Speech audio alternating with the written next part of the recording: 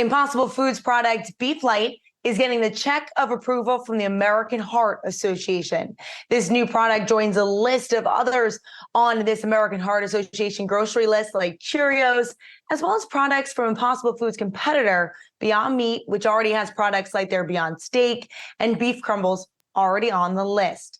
Joining Yahoo Finance exclusively to discuss that and so much more is Impossible Foods CEO Peter McGuinness. Peter, good morning. Thank you so much for joining us. Good morning, Brooke. How are you? Doing wonderful. First, let's sort of break down what ingredients does this BeefLite have that gave it the seal of approval? Yeah, I mean, it's more the nutritional benefits of it. So you're looking at a product that has 75% less saturated fat than the animal product, the equivalent animal product, and zero cholesterol, right? And 21 grams of protein. So it's a clean, it's a very, very clean product with an awesome nutritional profile. And look, saturated fat in the end of the day is not a good thing. Cholesterol in the end of the day is not a good thing, no matter who you are and where you're from. No one really likes cholesterol. And Peter, many consumers are concerned that these plant-based meats are a bit overprocessed. Are you seeking approval for all your products across the board? Is that even possible? Yeah, of course we're looking into that. I mean, listen, I think in the end of the day, Brooke, there's room for improvement on our products, on all plant-based products. And this is something we're discussing individually as companies within plant-based meat and collectively, right? As an industry and a category, we need to continuously improve our products. The products are good and they're delicious, but they could be better. And I think the less defensive we are about that, the better. It's really hard to make a product that mirrors and mimics animal meat. It's not easy to make a burger made out of plants that tastes like a burger from an animal. And so we have to continue to improve our products. We have to view ourselves as food companies, right? And in the end of the day, we make delicious food that's good for you. This got all muddled and mixed and political at times. Go ahead, sorry. No, I was just going to say many consumers are still concerned. They want to buy the products, but they are a bit pinched right now in terms of inflation, interest rates being higher, the return of student loan repayments. Are you seeing customers go to other proteins because of the cost? And how are you working to combat that?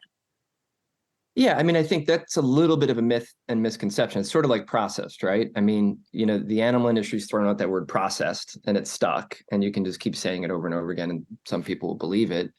It's made from plants. It's soy that is actually, grown in the ground and harvested, and it's made in America, grown in America. The price thing, I think it's more value than price, Brooke. In the end, we've gone down 22% in price over the past year and a half because of our efficiencies on the production side of things. And the animal industry has gone up 20% because of their input costs are high, whether that be grain, whether that be trucking, whether that be labor in their plants, very labor intensive plants.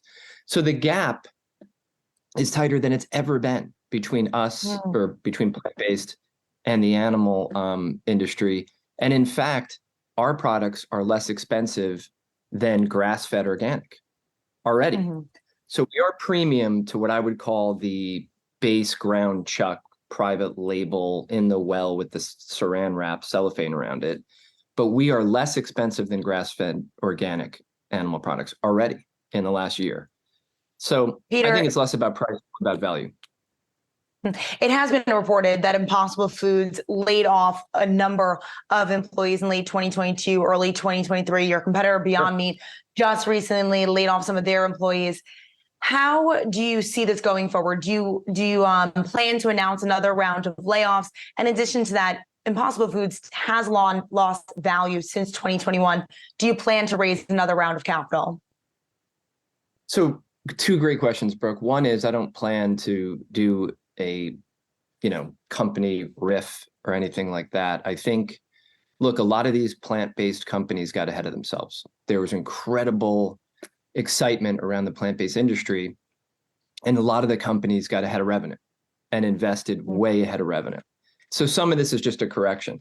So what I did last year is, in the end of the day, to have a sustainable mission, you have to have a sustainable business.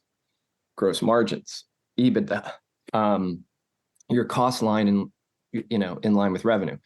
So yeah, we did do some restructuring last year, and so that's the first piece. The second piece is we're well capitalized, and there is no need for a raise or liquidity event right now. And so we have no debt, and we're well capitalized from a cash perspective.